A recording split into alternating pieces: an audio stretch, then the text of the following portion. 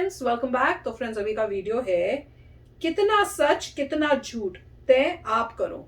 चलो देखते हैं, वीडियो शुरू करते हैं। वीडियो शुरू करने से पहले अगर आप चैनल पर नए हो और आपने अभी तक सब्सक्राइब नहीं किया है तो जल्दी से पहले सब्सक्राइब के बटन और बेल आइकन को क्लिक कर लो ताकि आपको हमारे सारे न्यू वीडियोस के नोटिफिकेशन मिल जाए जैसे हम अपलोड करें। अगर आपको वीडियो पसंद है प्लीज लाइक एंड शेयर। चलिए शुरू करते हैं। और इसलिए मैंने कभी भी किसी के मजहबी अवतार पर, मजहबी देवता पर या भगवान पर या इस किस्म की किसी भी अजीम शख्सियत पर मैंने कभी कोई खराब रिमार्क किया नहीं है। रिकॉर्ड पर देखा जा सकता है। हनुमान जी जब उड़ते हैं तो वो माइथोलॉजी है, वो मिथक है, लेकिन जब घोड़ा उड़ता है तो ये हकीकत है। भाई वाह, भाई वाह। हेलो नमस्कार, सत श्री अकाल, अस्सलाम वालेकुम। कैसे हैं जनाब? आपका दोस्त दुश्मन सगा सौदेला doctor Syed Rizwan Ahmed face to face में आपका स्वागत करता है, खैर मकदम करता है और साथ ही साथ इस देश को लाख लाख मुबारकबाद देता है कि डॉक्टर तस्लीम रहमानी साहब को एक बार पुनः डिबेट में इनवाइट कर दिया गया है। लेकिन देश की दुश्मन जिसने सुप्रीम कोर्ट के अनुसार देश जलवा दिया, जो शायद इस देश की खलनायिका है, जिसको डर है कि उसका गला न काट दिया जाए, जिसके नाम पर दो दो मासूमों के गले रेत दिए गए, उसे इस देश में वापस अभी फिलहाल डिबेट में आने का हक नहीं है। वो एक बात उसके मुंह से निकल गई, आवेश में निकल गई, डिबेट में निकल गई तो उसे उसकी पार्टी सस्पेंड कर देगी। लेकिन बंगाल में जिसने बहुत सदा हुआ बयान दिया, बिना किसी प्रोवोकेशन के काली जी के अपमान में बयान दिया, यार मैं तो वो अपमान ही नहीं, वो बात ही नहीं सुनाना चाहता, उसे किसी पार्टी ने सस्पेंड नहीं किया और किसी ने उसको सस्पेंड करने के लिए मांग भी नहीं रखी। तो 7 दिन पहले वापस आता हूं डॉक्टर रहमानी साहब पर मुबारकबाद के साथ, शुभकामनाओं के साथ कि रहमानी साहब को एक बार फिर डिबेट्स में आने का मौका मिल गया है। 7 दिन पहले उन्होंने अपना पक्ष रखते हुए एक बात रखी। सुनिए पहले उन्होंने क्या कहा, समय याद रखिएगा, 7 दिन पहले। मैं बहुत वाजे तौर पे कहना चाहता हूं कि न तो मैंने ऐसा कोई तबसरा उस वक्त किया, न पहले कभी किया और न आइंदा, क्योंकि मैं तमाम मज़ाहिब का एहतराम हमेशा से करता रहा हूं और वो मेरे दीन ने मुझे सिखाया है। और इसलिए मैंने कभी भी किसी के मजहबी अवतार पर, मजहबी देवता पर या भगवान पर या इस किस्म की किसी भी अजीम शख्सियत पर मैंने कभी कोई खराब रिमार्क किया नहीं है। रिकॉर्ड पर देखा जा सकता है। सुना साथियों, नुपुर और रहमानी के कांड के बाद आज से लगभग 1 महीना पहले, कांड को शायद 40 दिन होने को आ रहे हैं, आज से लगभग 1 महीना पहले रहमानी साहब ब्लास्फेमी पर बोल रहे थे किसी एक अन्य इंटरव्यू में। तो सुनिए उन्होंने क्या बोला। ये खैर पर्सनल बोर्ड का अपना प्रोरोगेटिव है। एक ब्लेस्फेमी लॉ होता है, बहुत सारे ममालिक में ब्लेस्फेमी लॉ मौजूद है, जिसमें इस किस्म के बड़े धर्म गुरु, चाहे वो भगवान रामचंद्र जी हों, कृष्ण जी हों, मोहम्मद सल्लल्लाहु अलैहि वसल्लम हों या हमारे सिख गुरु नानक जी हों, तो इस टाइप के जो बड़े लोग किसी धर्म के होते हैं, उनके खिलाफ कोई भी अपशब्द बोले तो उसके लिए एक अलग कानून होता है, ब्लेस्फेमी लॉ। सुना, कुछ आपको अजीब नहीं लगा कि ये बात क्यों रिजवान सुना रहा है?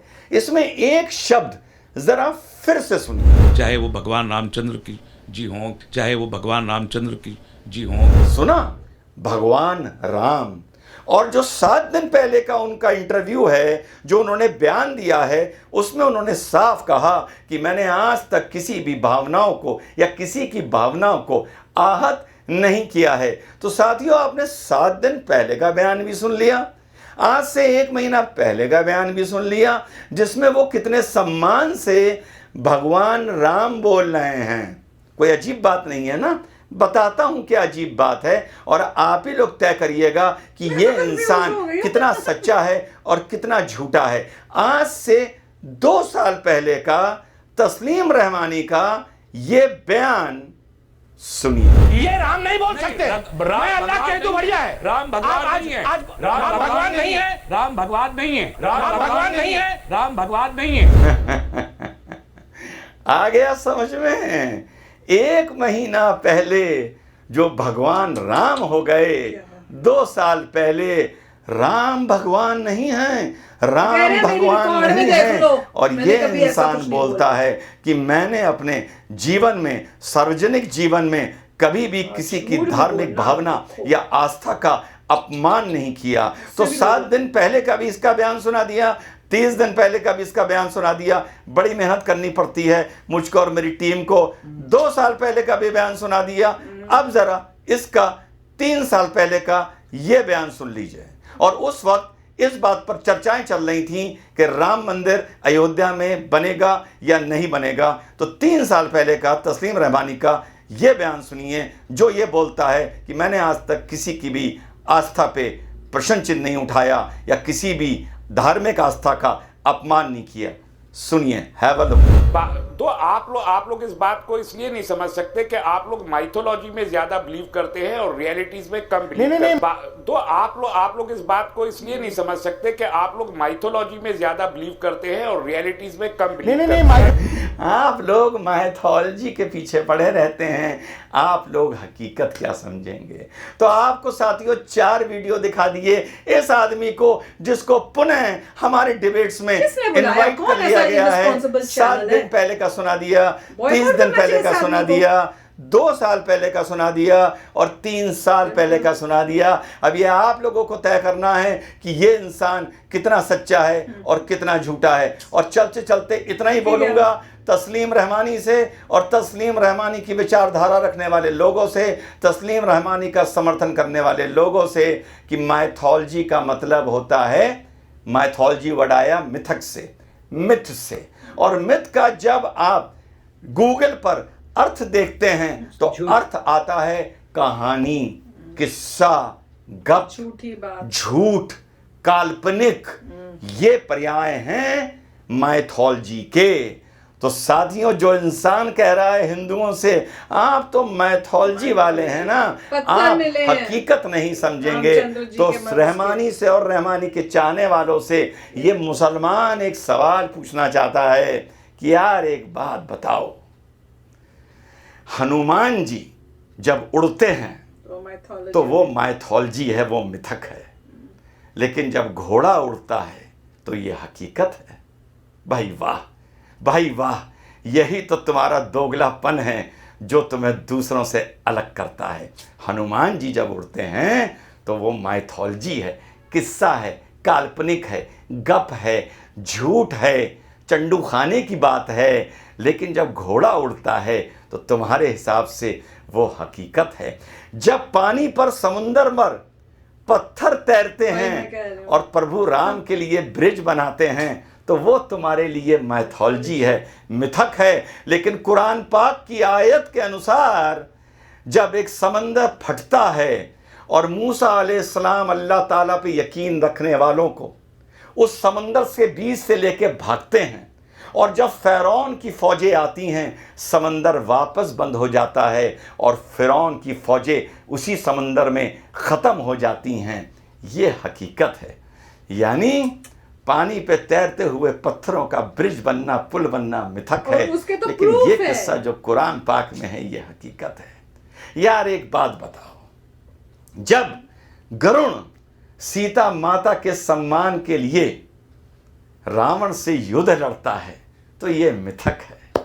और कुरान पाक के अनुसार जब हाथियों की फौज काबे शरीफ को निस्ते नाबूद करने आती है तो छोटी छोटी अबाबील चिड़ियाँ अपने पंजों में कंकर उठाकर उन हाथियों पर मारती हैं और उन्हें वहाँ से मारकर डराकर भगा देती हैं और काबे शरीफ की हिफाजत करती हैं। जो कुरान पाक का किस्सा है ये तुम्हारे हिसाब से हकीकत है। अबाबील पत्थर फेंके डॉक्टर रहमानी तो वो तुम्हारे हिसाब से हकीकत है, क्योंकि वो आपकी हमारी किताब में लिखा है। लेकिन अगर गरुण सीता माता को बचाने के लिए रावण से युद्ध करता है तो वो माइथोलॉजी है। अगर हनुमान जी सूर्य खाने का प्रयास करते हैं तो ये माइथोलॉजी है। लेकिन चांद को बीच से काट दिया जाता है, ये हकीकत है।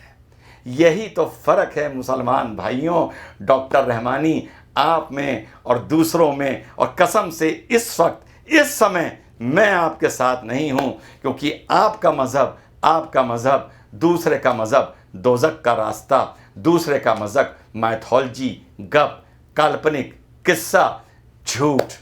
और चलते चलते आखिरी बात, द्रौपदी पर सवाल उठाने वाले मुसलमानों, जो हमारे इस्लामिक थियोलॉजी में, हमारी किताबों में जिन औरतों को हमने सम्मान दिया है, जिनको हमने बीवी कहा है, जिनको हमने माता कहा है, उन पर जब सवाल उठते हैं तब तुम्हें बहुत तकलीफ़ होती है। अगर तुम द्रौपदी पर सवाल उठाओगे तो हमारी किताब में जिन औरतों को हमने अपना माना है, हमने अपनी माँ माना है, हमने अपना सब कुछ माना है, उन पर सवाल उठेंगे। तो इस हालत से, तो इस सोच से, इस गंदगी से बाहर आओ कि हमारी किताब तुम्हारी किताब जाए डस्टबिन में। हमारी मानता तुम्हारी मानता दोज़ख का रास्ता। रहमानी को सपोर्ट करने वालों और रहमानी से लोगों पर यकीन करने वालों, चलते चलते इतनी बात बोलूँगा, गैर मुस्लिमों को और हिंदुओं को अगर बाय एंड लार्ज देखूँ तो बदतमीज़, असहनशील हम मुसलमानों ने बनाया है। जय हिंद, वंदे मातरम, खुदा हाफ़िज़। तो फ्रेंड्स कमाल है। वो जो कौन थे, रहमानी नाम था ना, उनको मैं तो देख के हैरान होगी। शुरू में मैंने कहा पता नहीं ये क्या दिखा रहे हैं इनका, फिर जब उन्होंने उनकी पास्ट की वीडियोस दिखाई तो भैया इतना झूठ। आप कैमरे में आते हो, आपको पता नहीं आपने क्या पास्ट में बोला है। अगर आपको इतना नहीं पता तो आप क्या बोली जा रहे हो कि आप मेरी पीछे की देख लो, मैंने तो कभी किसी को इंसल्ट नहीं किया, किसी रिलीजन को, उनके भगवान को, उनके ये। और अभी वो देखो दिखा रहे थे मेरे ख्याल से 2 साल या 3 साल पुराने, 1 साल पुराने वीडियोस, जिसमें it was so insulting. I mean जिस तरह से वो कह रहे थे कि मैं तो इनको भगवान ही नहीं मानता, मैं तो यही नहीं करता, वो नहीं करता। तो ऐसे वही है ना कि इनको बताना पड़ेगा कि रिस्पेक्ट ऑल रिलीजन्स। प्यार से रहने के लिए आपको सब रिलीजन्स को रिस्पेक्ट करना बहुत इंपॉर्टेंट है। आप इस टाइप का एटीट्यूड नहीं रख सकते कि हमारा ही रिलीजन है, बाकी सब तो कुछ भी नहीं भाई। ऐसे करोगे तो सोसाइटी में रहना, आपस में मिलजुल कर रहना बहुत टफ हो जाएगा। पर वेरी गुड कि इन्होंने ये वीडियो दिखा के मतलब पब्लिक को सबको अवेयर किया कि भैया देखो ये बंदा कैसे बोल रहा है। तो जो भी समझदार लोग होंगे उनको पता चलेगा ये है कौन। इनकी वीडियोस मत देखो, इनकी बातों को विश्वास ना करो और इनको सुन के गलत डायरेक्शन में ना चले जाओ। और मैं तो हैरान हो रही हूँ, जैसे कह रहे हैं कि भैया किसी में उनको बुला भी लिया डिबेट में। कौन सा इररिस्पॉन्सिबल चैनल है भैया जो इतनी सिचुएशन के बाद, जिसने इतना इंसल्ट किया हुआ है, उसको आप फिर बुला रहे हो? तो वो channel is acting very irresponsibly. उनके ऊपर बोलना चाहिए भैया पब्लिक को या कोई हायर लोगों को, अथॉरिटीज को, कि दिस इज नॉट अप्रोप्रिएट। जो इस टाइप से किसी रिलीजन को इंसल्ट कर रहा है उसको आपको बुलाने की जरूरत नहीं। और वही एक है जिन्होंने ये सब प्रॉब्लम्स क्रिएट की, क्योंकि ना ये इस टाइप की कोई बात बोलते, ना नुपुर शर्मा उनको जवाब देती, क्योंकि वो इंसल्ट कर रहे थे उनके रिलीजन को, तो वो उन्होंने फिर वापस सुनाया। तो इनके ऊपर भी एक्शन होना चाहिए। दिस इज वेरी, मतलब देख के बहुत दुख होता है।